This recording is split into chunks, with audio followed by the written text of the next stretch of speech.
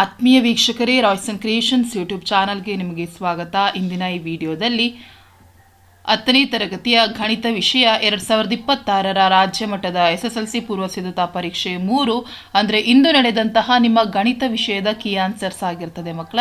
ಹಾಗಾಗಿ ಒಂದು ಬಾರಿ ಚೆಕ್ ಮಾಡ್ಕೊಳ್ಳಿ ಅಂತ ಹೇಳ್ತಾ ವಿಡಿಯೋನ ಸ್ಟಾರ್ಟ್ ಮಾಡ್ತಾ ಇದ್ದೀವಿ. ಸೊ ಮೊದಲನೇದಾಗಿ ಫಸ್ಟ್ ಮೇನ್, ಸೊ ಇಲ್ಲಿ ಮಲ್ಟಿಪಲ್ ಚಾಯ್ಸ್ ಕ್ವಶನ್ಸ್ ಇರುತ್ತೆ, 8 ಪ್ರಶ್ನೆಗಳು. ಫಸ್ಟ್ ಕ್ವಶನ್, 30ರ ಅವಿಭಾಜ್ಯ ಅಪವರ್ತನಗಳು ಅಂತ ಹೇಳಿ ಕೇಳಿದ್ದಾರೆ ಮಕ್ಕಳ. ಸೊ 30ರ ಅವಿಭಾಜ್ಯ ಅಪವರ್ತನ ಸೊ 2 ಆಗಿರುತ್ತೆ, 3 ಆಗಿರುತ್ತೆ ಮತ್ತು 5 ಆಗಿರುತ್ತದೆ. ಸೊ ಈ ಉಳಿದಿನ 4 ಆಪ್ಷನಲ್ಲಿ option B is the right answer, 2, 3 and 5. Next a1x plus b1y plus c1 is equals to 0 ಮತ್ತು a2x plus b2y plus c2 is equals to 0. ಈ ಜೋಡಿ ರೇಖಾತ್ಮಕ ಸಮೀಕರಣಗಳನ್ನು ಪ್ರತಿನಿಧಿಸುವಂತಹ ರೇಖೆಗಳು ಛೇದಕ ರೇಖೆಗಳಾದಾಗ ಇವುಗಳಲ್ಲಿ ಸರಿಯಾದ ಸಂಬಂಧ ಅಂತ ಕೇಳಿದ್ದಾರೆ ಮಕ್ಕಳ. ಸೊ ನಮಗೆ ಛೇದಕ ರೇಖೆಗಳು ಅಂದರೆ ಗೊತ್ತಿದೆ, a1/a2 not equal to b1/b2 ಆಗಿರ್ತದೆ ಮಕ್ಕಳ. ಹಾಗಾಗಿ ನಮಗೆ ಕೊಟ್ಟಿರೋದ್ರಲ್ಲಿ ಆಪ್ಷನ್ ಎ ರೈಟ್ ಆನ್ಸರ್ ಆಗಿರುತ್ತೆ ಮಕ್ಕಳ. ಹಾಗಾಗಿ ನೀವು ಡೈರೆಕ್ಟಾಗಿಯೇ ಅದಕ್ಕೆ ಹಾಕ್ಬೋದು ಆನ್ಸರನ್ನು. ನೆಕ್ಸ್ಟ್ 3ನೆಯ ಪ್ರಶ್ನೆ, ಮೊದಲ ಪದ ಎ ಮತ್ತು ಎನ್ನನೇ ಪದ ಎಲ್ ಆಗಿರುವಂತಹ ಸಮಾಂತರ ಶ್ರೇಣಿಯ ಮೊದಲ ಎನ್ ಪದಗಳ ಮೊತ್ತವನ್ನು ಕಂಡುಹಿಡಿಯುವ ಸೂತ್ರ ಕೇಳಿದ್ದಾರೆ. ಸೊ ಅಲ್ಲಿ ನಮಗೆ ಮೊದಲ ಪದ ಕೊಟ್ಟಿದ್ದಾರೆ ಮತ್ತು ಕೊನೆ ಪದ ಕೊಟ್ಟಿದ್ದಾರೆ. ಹಾಗಾಗಿ ಎನ್ ಪದಗಳನ್ನು ಕಂಡುಹಿಡಿಯುವ ಸೂತ್ರ ಗೊತ್ತಿದೆ, SN is equals to n/2 into a plus L ಆಗಿರ್ತದೆ. ಹಾಗಾಗಿ option A is the right answer. Next 4th question, 5x² is equals to 4x minus 5 ಈ ವರ್ಗ ಸಮೀಕರಣದ ಆದರ್ಶ ರೂಪ. ಸೊ ಆದರ್ಶ ರೂಪ ಅಂದರೆ ನಮಗೆ ಗೊತ್ತಿದೆ ಮಕ್ಕಳ, ax² plus bx plus c is equals to 0 ಈ ಫಾರ್ಮಲ್ಲಿ ಬರೀಬೇಕು. ಸೊ ಇದನ್ನು 4x ಈ ಕಡೆ ತೆಗೆದುಕೊಂಡ್ರೆ minus 4x plus 5 is equal to 0. ಹಾಗಾಗಿ ನಮಗೆ ಕೊಟ್ಟಿರೋದ್ರಲ್ಲಿ exact answer 5x² minus 4x plus 5 is equals to 0. Option C is the right answer. Next 5th question, sine 30 degree plus cos 60 ಡಿಗ್ರಿಯ ಬೆಲೆ ಅಂತ ಕೇಳಿದ್ದಾರೆ. ಸೊ ಸೈನ್ 30 ಅಂತ ಹೇಳಿದರೆ ನಮಗೆ ಗೊತ್ತಿದೆ ಆಫ್, ಅದೇ ರೀತಿ ಕಾಸ್ 60 ಡಿಗ್ರಿ ಅಂತ ಹೇಳಿದ್ರು ಸಹ ಆಫ್ ಆಗಿರ್ತದೆ. ಹಾಗಾಗಿ 1/2 ಪ್ಲಸ್ 1/2 ಮಾಡಿದ್ರೆ will get the answer 1. So ಹಾಗಾಗಿ ಆನ್ಸರ್ ಈಸ್ 1. ಸೊ ಹಾಗಾಗಿ option D is the right answer. 6th question, ತ್ರಿಜ್ಯ r ಮಾನ ಹೊಂದಿರುವ ಗೋಳದ ಘನಫಲವನ್ನು ಕಂಡುಹಿಡಿಯುವ ಸೂತ್ರ ಕೇಳಿದ್ದಾರೆ. ಸೊ ಗೋಳದ ಘನಫಲದ ಸೂತ್ರ 4/3 πr³ ಆಗಿರ್ತದೆ. ಈ ಕೊಟ್ಟಿರೋ 4 ಆಪ್ಷನಲ್ಲಿ option A 4/3 πr³ is the right answer. Next 7th question, p of x is equals to kx² plus 2x plus 3kಯ ಬಹುಪದೋಕ್ತಿಯ ಶೂನ್ಯತೆಯ ಮೊತ್ತವು ಅದರ ಶೂನ್ಯತೆಗಳ ಗುಣಲಬ್ಧಕ್ಕೆ ಸಮನಾದರೆ ಕೆಯ ಬೆಲೆ ಏನು ಅಂತ ಹೇಳಿ ಕೇಳಿದ್ದಾರೆ ಮಕ್ಕಳ. ಸೊ ಆಬ್ವಿಯಸ್ಲಿ ಕೆಯ ಬೆಲೆ ಏನಾಗಿರ್ತದೆ ಅಂದರೆ -3/2 ಆಗ್ತದೆ ಮಕ್ಕಳ. ಸೊ ಇಲ್ಲಿ ಕೊಟ್ಟಿರೋದ್ರಲ್ಲಿ option D -2/3 is the right answer. Next 8ನೇ ಪ್ರಶ್ನೆ, ಚಿತ್ರದಲ್ಲಿ ABCD ಒಂದು ಸಮಾಂತರ ಚತುರ್ಭುಜ, ಇ ಮತ್ತು EU BCಯ ಮೇಲಿನ ಒಂದು ಬಿಂದು, AU DCಗಳನ್ನು F ಬಿಂದುವಿನಲ್ಲಿ ವೃದ್ಧಿಸಿದೆ. ಹಾಗಾದರೆ ಕೆಳಗಿನಲ್ಲಿ ಸರಿಯಾದ ಸಂಬಂಧ ಕೇಳಿದ್ದಾರೆ. So AB/FC is equal to CE/B is the right answer. So ಹಾಗಾಗಿ ಆಪ್ಷನ್ ಸಿ ಕರೆಕ್ಟ್ ಆಗಿದೆ. ಸೊ ಇದಿಷ್ಟು ನಿಮಗೆ ಮಲ್ಟಿಪಲ್ ಚಾಯ್ಸ್ ಕ್ವಶನ್ಸ್ ಆಗಿತ್ತು. ನೆಕ್ಸ್ಟ್ ಸೆಕೆಂಡ್ ಮೇನ್, ಕೆಳಗಿನ ಪ್ರಶ್ನೆಗಳಿಗೆ ಉತ್ತರಿಸಿ. ಇಲ್ಲಿ 8 ಪ್ರಶ್ನೆಗಳಿದೆ. ಒಂದು ಘನ ಬಹುಪದೋಕ್ತಿಯ ಮಹತ್ತಮ ಘಾತವನ್ನು ಡಿಗ್ರಿ ಬರೆಯಿರಿ. ಘನ ಬಹುಪದೋಕ್ತಿ ಅಂತ ಹೇಳಿದ್ರೆ ಆಬ್ವಿಯಸ್ಲಿ ಮಕ್ಕಳ ನಮಗೆ ಗೊತ್ತಿದೆ 3 ಆಗಿರ್ತದೆ. ಹಾಗಾಗಿ 3 ಅಂತ ಬರೆದಿದ್ರೆ ನಿಮಗೆ 1 ಅಂಕ ಸಿಗುತ್ತೆ. ನೆಕ್ಸ್ಟ್ 10ನೆಯ ಪ್ರಶ್ನೆ, 2,5 ಬಿಂದುವಿನಲ್ಲಿ y ಅಕ್ಷಕ್ಕಿರುವ ಲಂಬದ ದೂರ ಎಷ್ಟು ಅಂತ ಹೇಳಿ ಕೇಳಿದ್ದಾರೆ. ಸೊ ನಮಗೆ ಡೈರೆಕ್ಟಾಗೆ ಬರಿಬೋದು ಮಕ್ಕಳ, 2 ಇಸ್ ದ ರೈಟ್ ಆನ್ಸರ್. ನಿಮಗೆ ಗೊತ್ತಾಗಲಿಲ್ಲ ಅಂದರೆ ನೋಡಿ ಇಲ್ಲಿ ಬರೆದ್ರೆ, ಸೊ ಇಲ್ಲಿ ಕೇಳಿದ್ದಾರೆ. ಸೊ ಹಾಗಾಗಿ ನಮಗೆ ಕೇಳಿರೋದು y ಅಕ್ಷಕ್ಕಿರುವ ಲಂಬ ದೂರ ಎಷ್ಟು. ಸೊ ಆಬ್ವಿಯಸ್ಲಿ ಏನಾಗಿರ್ತದೆ, ಇದು ಅದರ ದೂರ ನೋಡಿ, ಇದು ದೂರ, ಹಾಗಾಗಿ ಎಷ್ಟಾಗಿರುತ್ತೆ 2 ಆಗಿರ್ತದೆ. ಹಾಗಾಗಿ ನೀವು ಇದಕ್ಕೆ 2 ಅಂತ ಬರೆದ್ರೆ ನಿಮಗೆ 1 ಅಂಕ ಸಿಕ್ಕಿರುತ್ತೆ. ನೆಕ್ಸ್ಟ್ ಒಂದು ಪ್ರಯೋಗದ ಎಲ್ಲ ಪ್ರಾಥಮಿಕ ಸಂಭವನೀಯತೆಗಳ ಮೊತ್ತ ಕೇಳಿದರೆ ಆಬ್ವಿಯಸ್ಲಿ ಯಾವಾಗಲೂ 1 ಆಗಿರ್ತದೆ ಮಕ್ಕಳ. P of E plus P of E bar is equals to 1. So answer is 1. 12th question, ಸಮವಾದ ಬಾಹುಗಳನ್ನು ಹೊಂದಿರುವಂತಹ 2 ಬಹುಭುಜಗಳ ಸಮರೂಪತೆಗೆ ನಿಬಂಧನೆಯನ್ನು ಬರೀರಿ ಅಂತ ಕೇಳಿದ್ದಾರೆ. ಸೊ ಸಮನಾದ ಬಾಹುಗಳನ್ನು ಹೊಂದಿರುವಂತಹ ಅಂತ ಕೇಳಿದಾಗ ಅವುಗಳ ಅನುರೂಪ ಬಾಹುಗಳು ಸಮಾನುಪಾತದಲ್ಲಿ ಇರಬೇಕು, ಅವುಗಳ ಅನುರೂಪ ಕೋನಗಳು ಸಹ ಸಮವಾಗಿರಬೇಕು. ಸೊ ಇವೆರಡನ್ನ ಬರೆದ್ರೆ ನಿಮಗೆ ನೋಡಿ ಮಕ್ಕಳ ಕಂಪ್ಲೀಟಾಗಿ ಮಾರ್ಕ್ಸ್ ಸಿಗುತ್ತೆ. ಇದಿಷ್ಟು ಬರೆದಿದ್ರೆ 1 ಅಂಕ. Next 13th question, 2x - 5y + 4 = 0 ಮತ್ತು 2x + y - 8 = 0. ಈ ಜೋಡಿ ರೇಖಾತ್ಮಕ ಸಮೀಕರಣಗಳು ಎಷ್ಟು ಪರಿಹಾರವನ್ನು ಹೊಂದಿವೆ ಅಂತ ಹೇಳಿ ಕೇಳಿದ್ದಾರೆ ಮಕ್ಕಳ. ಸೊ ಬರ್ಕೊಳ್ಳಿ a/a2. ಸೊ ಇದು ಸಹ 1 ಬರುತ್ತೆ. ಇಲ್ಲಿ -5/1. ಸೊ ಆಬ್ವಿಯಸ್ಲಿ ನಮಗೆ ಗೊತ್ತಾಗ್ತದೆ ಇದು ಛೇದಕ ರೇಖೆಗಳು a1/a2 ≠ b1/2 ಆದರೆ ಛೇದನ ರೇಖೆಗಳು. ಸೊ ಇಲ್ಲಿ ಒಂದೇ ಒಂದು ಪರಿಹಾರ ಇರುವಂತಹದ್ದು. ನೆಕ್ಸ್ಟ್ 14ನೇ ಪ್ರಶ್ನೆ, ಒಂದು ಸಮಾಂತರ ಜೋಡಿಯ ಎನ್ನನೆಯ ಪದ an = 5n + 3 ಆದಾಗ ಶ್ರೇಣಿಯ 3ನೇ ಪದ. ಸೊ 3ನೇ ಪದ ಅಂದರೆ n ಪ್ಲೇಸಕ್ಕೆ 3 ಹಾಕಿ ಮಕ್ಕಳ. ಸೊ 3 ಹಾಕಿದರೆ 5 3ಲಿ 15 ಆಗುತ್ತೆ. 15 + 3 18. ಸೊ ಪಾಸಿಂಗ್ ಪ್ಯಾಕೇಜಲ್ಲಿ ಹೇಳಿದಂತಹ ಕ್ವಶನ್ಸ್ ಡೈರೆಕ್ಟಾಗೆ ಬಂದಿದ್ದಾವೆ, ಬರೆದಿರ್ತೀರ ಮಕ್ಕಳ. ಬಹುಲಕ 13 ಮತ್ತು ಸರಾಸರಿ 10 ಆಗಿರುವ ದತ್ತಾಂಶಗಳಿಗೆ ಮಧ್ಯಾಂಕವನ್ನು ಕಂಡುಹಿಡಿಯಿರಿ. ಸೊ ಮಧ್ಯಾಂಕವನ್ನು ನಾವು ಕಂಡುಹಿಡಬೇಕು ಅಂದರೆ ನಮಗೆ ಗೊತ್ತಿದೆ ಮಕ್ಕಳ, 3 ಮಧ್ಯಾಂಕ = ಬಹುಲಕ + 2 ಸರಾಸರಿ. ಈ ಒಂದು ರಿಲೇಷನ್ಶಿಪ್ ಗೊತ್ತಿದ್ರೆ ನೀವು ಈಸಿಯಾಗಿ ಬರೆದು ಬಿಡ್ತೀರಾ. ಸೊ 3 ಮಧ್ಯಾಂಕ = 13 + 2 × 10. ಸೊ ಅಲ್ಲಿಗೆ ನಮಗೆ 33 ಆಗುತ್ತದೆ. ಮಧ್ಯಾಂಕ = 3, 33/3 ಆದರೆ ನಮಗೆ 11 ಬರ್ತದೆ. ಸೊ ಈ ರಿಲೇಷನ್ಶಿಪ್ ಗೊತ್ತಿದ್ರೆ ನೀವು ಇದನ್ನು ಮಾಡ್ತೀರಾ. ನೆಕ್ಸ್ಟ್ 16ನೇ ಪ್ರಶ್ನೆ, 6 ಸೆಂಟಿಮೀಟರ್ ಅಂಚನ್ನು ಹೊಂದಿರುವ ಚೌಕಘನದ ಘನಫಲವನ್ನು ಕಂಡುಹಿಡಿಯಿರಿ ಅಂತ ಕೇಳಿದ್ದಾರೆ. ಸೊ ಘನಫಲ ಕೇಳಿದರೆ v = a³ is the formula. So 6 cube ಮಾಡಿದರೆ 216 ಸೆಂಟಿಮೀಟರ್ ಕ್ಯೂಬ್ ಅಂತ ಬರುತ್ತೆ. ಸೊ ನಿಮಗೆ 1 ವರ್ಡ್ ಆನ್ಸರ್ಸಲ್ಲಿ ಈಸಿ ಇತ್ತು. ನೆಕ್ಸ್ಟ್ 2 ಮಾರ್ಕ್ಸ್ ಕ್ವಶನ್ಸ್ ನೋಡೋಣ. 17ನೇ ಪ್ರಶ್ನೆ, 6 + √2 ಒಂದು ಅಭಾಗಲಬ್ಧ ಸಂಖ್ಯೆಯಿಂದ ಸಾಧಿಸಿ. ಈಸಿ ಇದೆ. ಸೊ ಫಸ್ಟು 6 + √2 ಒಂದು ಭಾಗಲಬ್ಧ ಸಂಖ್ಯೆ ಆಗಿರಲಿ ಅಂತ ತೆಗೆದುಕೊಂಡು, ಸೊ 6 + √2 = p/q ಆಗುತ್ತೆ. ಆ್ಯಂಡ್ √2 = p/q - 6 ಆಗುತ್ತೆ. LCM ತೊಗೊಂಡ್ರೆ p - 6q / q. ಸೊ √2 ಒಂದು ಅಭಾಗಲಬ್ಧ ಸಂಖ್ಯೆ ಆಗಿದೆ. ಆದರೆ p - 6q/q ಇದು ಒಂದು ಭಾಗಲಬ್ಧ ಸಂಖ್ಯೆ ಆಗಿದೆ. ಹಾಗಾಗಿ ಅಭಾಗಲಬ್ಧ ಸಂಖ್ಯೆ ಭಾಗಲಬ್ಧ ಸಂಖ್ಯೆಗೆ ಸಮನಾಗಿರೋದಿಲ್ಲ. ಹಾಗಾಗಿ ಇದು ವೈರುಧ್ಯ ಉಂಟು ಮಾಡೋದ್ರಿಂದ ನಮ್ಮ ಊಹೆ ತಪ್ಪಾಗಿದೆ. ಇಷ್ಟು ಬರೆದ್ರೆ ನಿಮಗೆ ಕಂಪ್ಲೀಟಾಗಿ 2 ಅಂಕಗಳು ಸಿಗ್ತದೆ. ನೆಕ್ಸ್ಟ್ ಕೊಟ್ಟಿರುವ ರೇಖಾತ್ಮಕ ಸಮೀಕರಣಗಳ ಜೋಡಿಯನ್ನು ವರ್ಜಿಸುವ ವಿಧಾನದಿಂದ ಬಿಡಿಸಿ. 3x + y = 15, 2x - y = 5. So ಇಲ್ಲಿ ನಮಗೇನಾಗ್ತದೆ ಮಕ್ಕಳ, +y - y ಕ್ಯಾನ್ಸಲ್ ಆಗ್ತದೆ. ಸೊ ಅಲ್ಲಿಗೆ ನಮಗೆ 5x = 20. ಸೊ x = 20/5 ಮಾಡಿದ್ರೆ 4 ಆಗುತ್ತೆ. ಇದೇ ಬೆಲೆಯನ್ನು ನಾವು ಒಂದಕ್ಕೆ ಸಮೀಕರಣ 1ಕ್ಕೆ ಆದೇಶಿಸಿದ್ರೆ ನಮಗೆ 3 × 4 + y = 15. therefore y = 3 ಆಗುತ್ತೆ. x value 4, y value 3.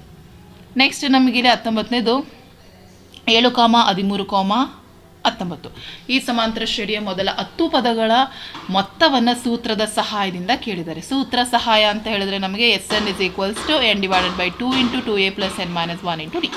ಈ ಫಾರ್ಮುಲಕ್ಕೆ ವ್ಯಾಲ್ಯೂಸ್ ಎಲ್ಲವನ್ನು ಸಬ್ಸ್ಟಿಟ್ಯೂಟ್ ಮಾಡಿ ಮಕ್ಕಳ.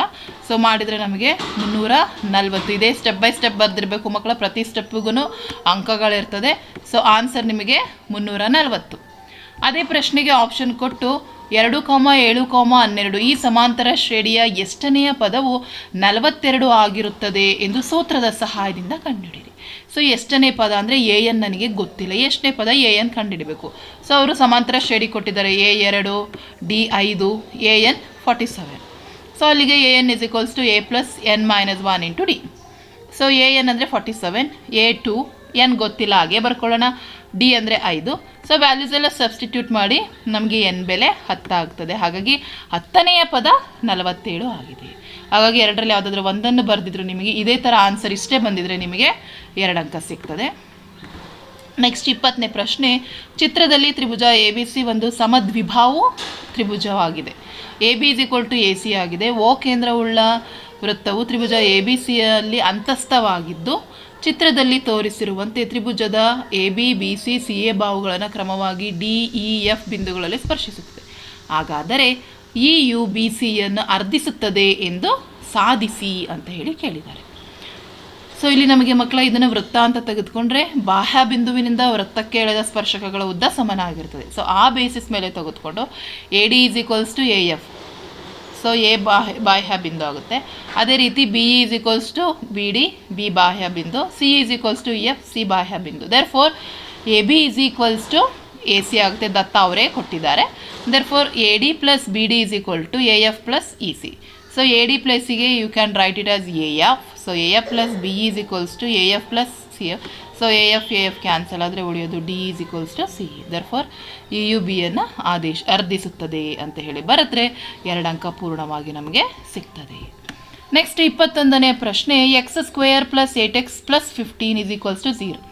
ಈ ವರ್ಗ ಸಮೀಕರಣದ ಮೂಲಗಳನ್ನು ಅಪವರ್ತನ ವಿಧಾನದಿಂದ ಕಂಡು ಹಿಡಿಯಿರಿ ಅಂತ ಹೇಳಿ ಕೇಳಿದ್ದಾರೆ. ಅಪವರ್ತನ ವಿಧಾನದ ಈಸಿ ಇದೆ ಮಕ್ಕಳ. ಮಲ್ಟಿಪ್ಲೈ ಮಾಡಿದ್ರೆ ನಮಗೆ 15 ಬರಬೇಕು, ಕೂಡಿಸಿದ್ರೆ 8 ಬರಬೇಕು. ಸೊ ಹಾಗಾಗಿ 5 3 15. ಸೊ ಹಾಗಾಗಿ 8x ಪ್ಲೇಸಿಗೆ 3x ಪ್ಲಸ್ 5x ಅನ್ನು ಆ್ಯಡ್ ಮಾಡಿ. ಇಲ್ಲಿ ನಮಗೆ 3 ಕಾಮನ್, ಎಕ್ಸ್ ಕಾಮನ್ ಇದೆ, ಇಲ್ಲಿ ನಮಗೆ 5 ಕಾಮನ್ ಇದೆ. ಸೊ ಕಾಮನ್ ತೆಗೆದ್ರೆ ಉಳಿಯುವಂಥದ್ದು x plus 3 into x plus 5 is equal to 0. X is equal to 3 ಆಗುತ್ತೆ. ಅದೇ ರೀತಿ ಎಕ್ಸ್ ಇಸ್ ಈಕ್ವಲ್ ಟು -5 ಆಗ್ತದೆ. ಹಾಗಾಗಿ ಮೂಲಗಳು -3 ಮತ್ತು 5 ಆಗಿದೆ. ಸೊ ಅದೇ ಪ್ರಶ್ನೆಗೆ ನಮಗೆ ಇನ್ನೊಂದು ಆಪ್ಷನನ್ನು ಕೊಟ್ಟಿದ್ದಾರೆ ಮಕ್ಕಳ. ಏನದು ಆಪ್ಷನ್ ಅಂದರೆ 2x ಸ್ಕ್ವೇರ್ ಮೈನಸ್ 6x ಪ್ಲಸ್ 3 ಇಸ್ ಈಕ್ವಲ್ ಟು 0. ಈ ವರ್ಗ ಸಮೀಕರಣದ ಶೋಧಕವನ್ನು ಕಂಡುಹಿಡಿದು ಮೂಲಗಳನ್ನು ಬರೀಬೇಕು. ಸೊ ಸಮೀಕರಣ ಬರ್ಕೊಳ್ಳೋಣ. ಎ ಬೆಲೆ 2, ಬಿ ಬೆಲೆ -6, ಸಿ ಬೆಲೆ 3. ಸೊ ಶೋಧಕ ಕಂಡುಹಿಡಿಯುವ ಸೂತ್ರ delta is equals to B square minus 4ac. So -6 whole square minus 4 into 2 into 3 value substitute ಮಾಡಿ ನಮಗೆ 12 ಬರುತ್ತೆ. 12 ಇಸ್ ಗ್ರೇಟರ್ ದ್ಯಾನ್ 0. ದರ್ಫೋರ್ ಸ್ವಭಾವ ಏನಾಗಿರ್ತದೆ, ವಾಸ್ತವ ಮತ್ತು ಭಿನ್ನವಾಗಿರ್ತದೆ. ಇದಿಷ್ಟು ಬರೆದಿದ್ರೆ ನಿಮಗೆ 2 ಅಂಕಗಳು. 22ನೇ ಪ್ರಶ್ನೆ, ಚಿತ್ರದಲ್ಲಿ ಸೈನ್ ಆಲ್ಫಾ ಮತ್ತು ಕಾಸ್ ಆಲ್ಫಾಗಳ ಬೆಲೆಯನ್ನು ಕಂಡುಹಿಡಿಯಿರಿ. ಸೊ ಇಲ್ಲಿ ನಮಗೆ ಸೈನ್ ಆಲ್ಫಾ ಅಂದರೆ ಗೊತ್ತಿರಬೇಕು ಮಕ್ಕಳ, ಅಭಿಮುಖ ಬಾಹು ಬೈ ವಿಕರ್ಣ. ಸೊ ಇಲ್ಲಿ ಅಭಿಮುಖ ಬಾಹು ಯಾವುದು ಮಕ್ಕಳ, A B divided by A C. So 24/25.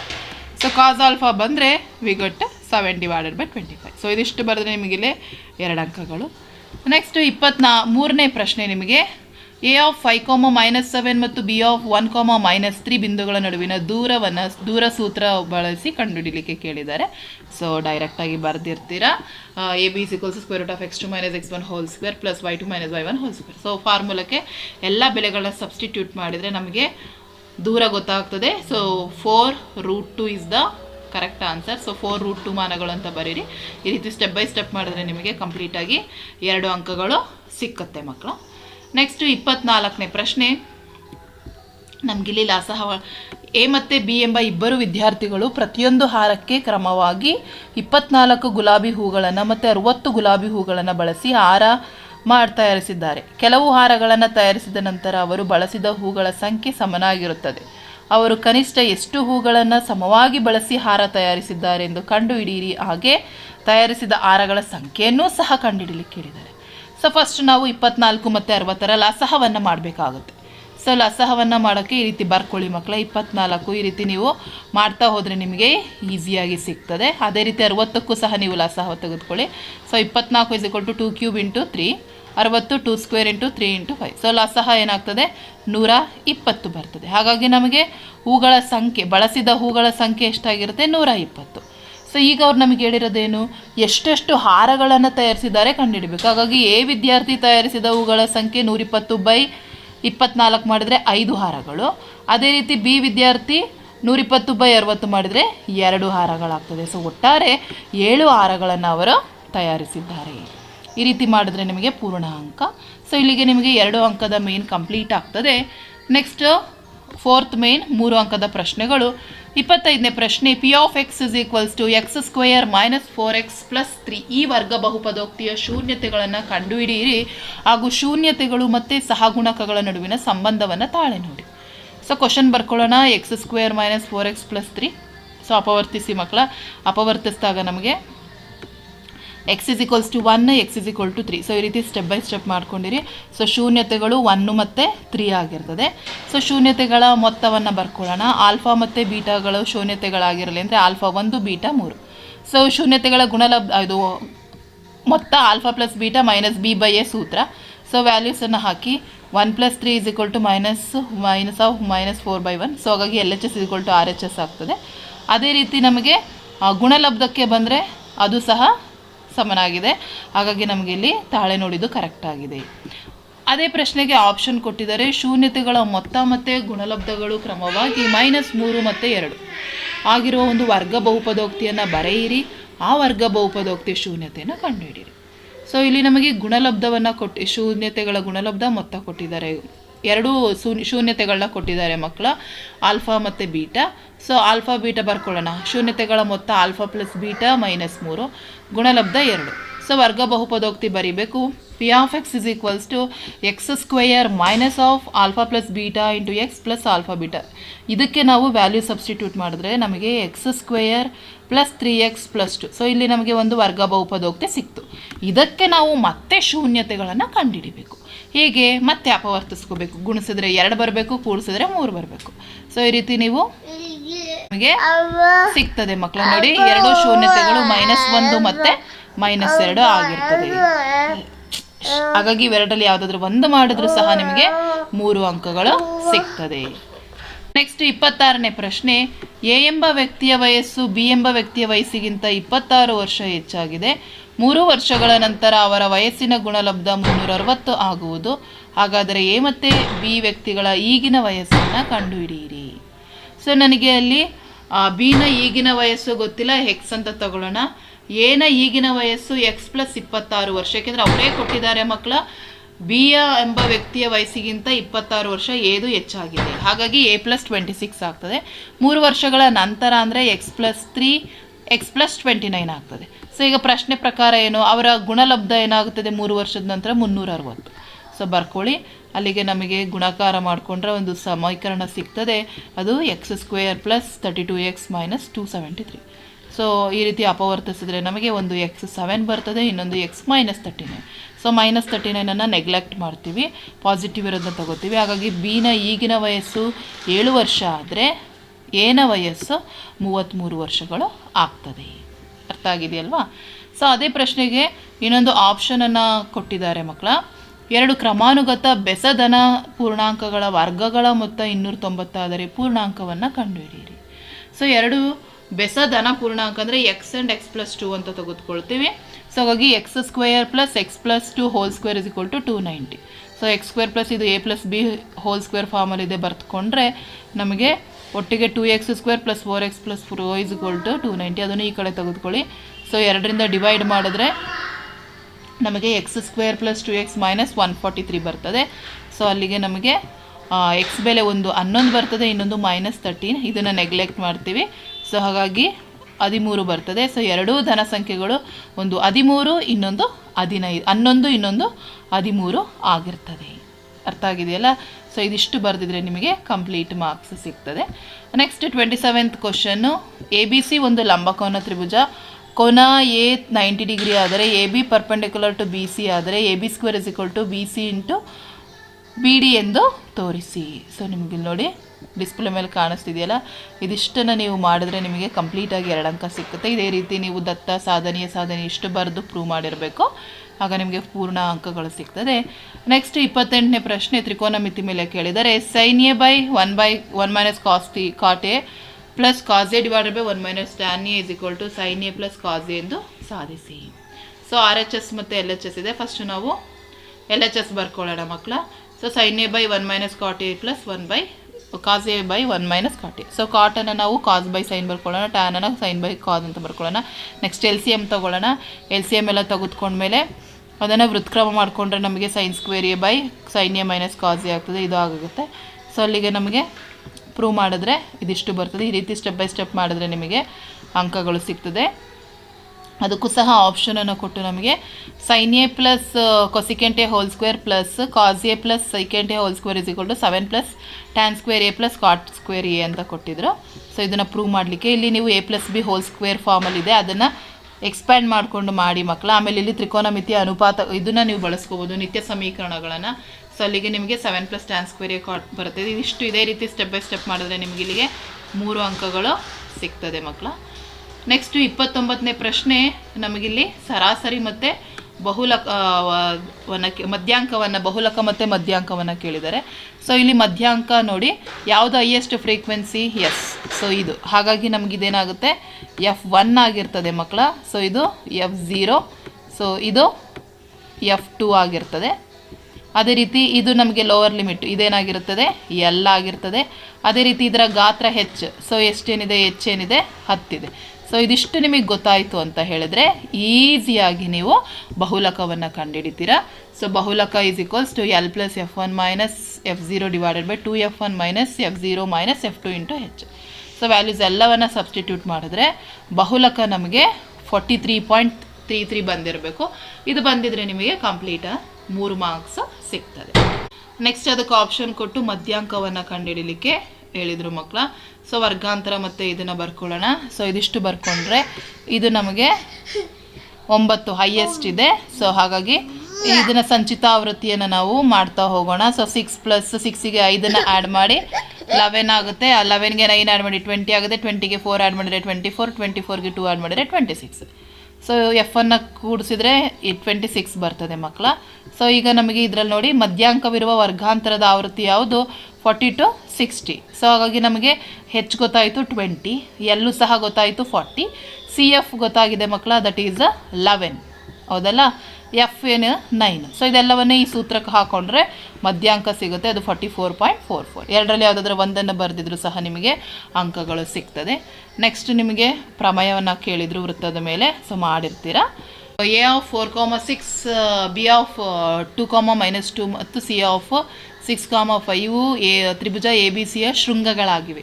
Tribhuja ABCಯ ಮಧ್ಯರೇಖೆಗಳಾದ CP ಮತ್ತು BQಗಳು ಚಿತ್ರದಲ್ಲಿ ತೋರಿಸಿರುವಂತೆ G ಬಿಂದುವಿನಲ್ಲಿ ಛೇದಿಸ್ತವೆ. G ಬಿಂದುವು CPಯ ಮಧ್ಯರೇಖೆಯ ತ್ರೈಭಾಜಕ ಅಂತ ಹೇಳಿ ನಾವು ಸಾಧಿಸಬೇಕಾಗ್ತದೆ. ಸೊ ಚಿತ್ರ ಬರ್ಕೊಳ್ಳಿ. ಸೊ ಇಲ್ಲಿ ನಾವೇನು ಮಾಡಬೇಕು, PU ABಯ ಮಧ್ಯ ಬಿಂದುವಾಗಿದೆ ಅಂತ ಹೇಳಿ ನಾವು ಫಸ್ಟ್ ತಗೊಳ್ಳೋಣ. ಯಾಕೆಂದರೆ ಅದನ್ನು ಕಂಡುಹಿಡಿಬೇಕು. ಇದನ್ನು ಕಂಡುಹಿಡ್ಕೊಂಡ್ರೆ ಮಾತ್ರ ನಾವು ಇದು ತ್ರೈಭಾಜಕ ಅಂತ ಪ್ರೂವ್ ಮಾಡಬೇಕಾಗ್ತದೆ. ಹಾಗಾಗಿ ಮಧ್ಯಬಿಂದು ಸೂತ್ರವನ್ನು ಹಾಕ್ಕೊಂಡು P ಆಫ್ X, Y ಅನ್ನು ಕಂಡುಹಿಡ್ಕೊಳ್ಳಿ ಮಕ್ಕಳ. ಸೊ ಅಲ್ಲಿಗೆ ಅದು 3,2 ಆಗಿ 2 ಸಿಗ್ತದೆ ನಮಗೆ. ಓಕೆನಾ. ಸೊ ಇಲ್ಲಿಗೆ ನಮಗೆ ಸಿನೂ ಗೊತ್ತಾಯಿತು, ಪಿನೂ ಗೊತ್ತಾಯಿತು. ಸೊ ಈಗ ನಮಗಿಲ್ಲಿ ಭಾಗಶಃ ಪ್ರಮಾಣ ಸೂತ್ರವನ್ನು ಸಹ ನಾವಿಲ್ಲಿ ಯೂಸ್ ಮಾಡ್ಕೋಬೇಕು. ಅದನ್ನು ಯೂಸ್ ಮಾಡಿಕೊಂಡ್ರೆ ನಮಗೆ ಆ ಬಿಂದುಗಳು ಗೊತ್ತಾಗ್ತದೆ.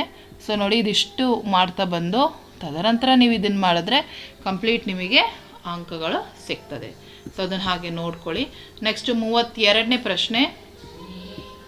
ಸೊ ಇದಕ್ಕೆ ಚಿತ್ರದಲ್ಲಿ KLM ಮತ್ತು PQRಗಳು ಕ್ಯೂ ಬಿಂದುವುಳ್ಳ ಏಕಕೇಂದ್ರೀಯ ವೃತ್ತಕಂಸಗಳಾಗಿವೆ. KO ಪರ್ಪೆಂಡಿಕ್ಯುಲರ್ OM ಮತ್ತು ಕೋನವು 45 ಡಿಗ್ರಿ ಆದರೆ KLM ಕಂಸ ಮತ್ತು PQR ಕಂಸದ ಉದ್ದದ ಅನುಪಾತ 4:1 ಆಗಿದೆ. ಸೊ PQR ಮತ್ತು KLM ಕಂಸಗಳ ತ್ರಿಜ್ಯಗಳ ಅನುಪಾತ ಕಂಡುಹಿಡಿಯಿರಿ. OM 7 ಸೆಂಟಿಮೀಟರ್ ಆದಾಗ OPR ತ್ರಿಜ್ಯಾಂತರ ಖಂಡದ ವಿಸ್ತೀರ್ಣವನ್ನು ಕಂಡುಹಿಡಿಯಲಿಕ್ಕೆ ಹೇಳಿದ್ದಾರೆ ಮಕ್ಕಳ. ಸೊ ಕೋನ O 45 ಡಿಗ್ರಿ ಕೊಟ್ಟಿದ್ದಾರೆ. ಅದೇ ರೀತಿ KLM ಅನುಪಾತ PQR 4:1 ಅಂತ ಕೊಟ್ಟಿದ್ದಾರೆ. ಸೊ ಬರ್ಕೊಳ್ಳೋಣ. θ1 ಡಿವೈಡೆಡ್ ಬೈ 360 × 2πr ಅನುಪಾತವನ್ನು ಬರ್ಕೊಳ್ಳಿ. ಸೊ ಅಲ್ಲಿಗೆ ನಮಗೆ ಈ 2πr ಇದು ಕ್ಯಾನ್ಸಲ್ ಆಗ್ತದೆ. 360 ಕ್ಯಾನ್ಸಲ್ ಆಗುತ್ತೆ. ಉಳಿಯುವಂಥದ್ದು Q1 R1 by Q2 R2 = 4/1. So ಇಲ್ಲಿ ಅವರೇ ಆ್ಯಂಗಲನ್ನು ಕೊಟ್ಟಿದ್ದಾರೆ. ಸೊ ಅಲ್ಲಿಗೆ 45, 90. ಸೊ ಅದು ಕ್ಯಾನ್ಸಲ್ ಆದರೆ R1 ಬೈ R2 = 2/1 ಆಗ್ತದೆ. ಅನುಪಾತ ಒಂದು ಗೊತ್ತಾಯಿತು. ಸೊ ಮೊದಲನೇದಕ್ಕೆ. ನೆಕ್ಸ್ಟ್ ಎರಡನೇದಕ್ಕೆ ಅವರೇನು ಕೊಟ್ಟಿದ್ದಾರೆ, OM 7 ಸೆಂಟಿಮೀಟರ್ ಆದರೆ ಅಂತ ಹೇಳಿ ಕೊಟ್ಟಿದ್ದಾರೆ. ಸೊ ಹಾಗಾಗಿ ನಮಗೆ ಈ ತ್ರಿಜ್ಯಾಂತರ ಖಂಡದ ವಿಸ್ತೀರ್ಣವನ್ನು ಕಂಡುಹಿಡಲಿಕ್ಕೆ ವ್ಯಾಲ್ಯೂಸ್ ಎಲ್ಲವನ್ನು ಸಬ್ಸ್ಟಿಟ್ಯೂಟ್ ಮಾಡಿ ವಿಲ್ ಗೆಟ್ ದ ವ್ಯಾಲ್ಯೂ 4.8125. ಇದಿಷ್ಟು ಬಂದಿರಬೇಕು ನಿಮಗೆ ಕೀ ಆನ್ಸರು. ನೆಕ್ಸ್ಟು 33ನೇ ಪ್ರಶ್ನೆ.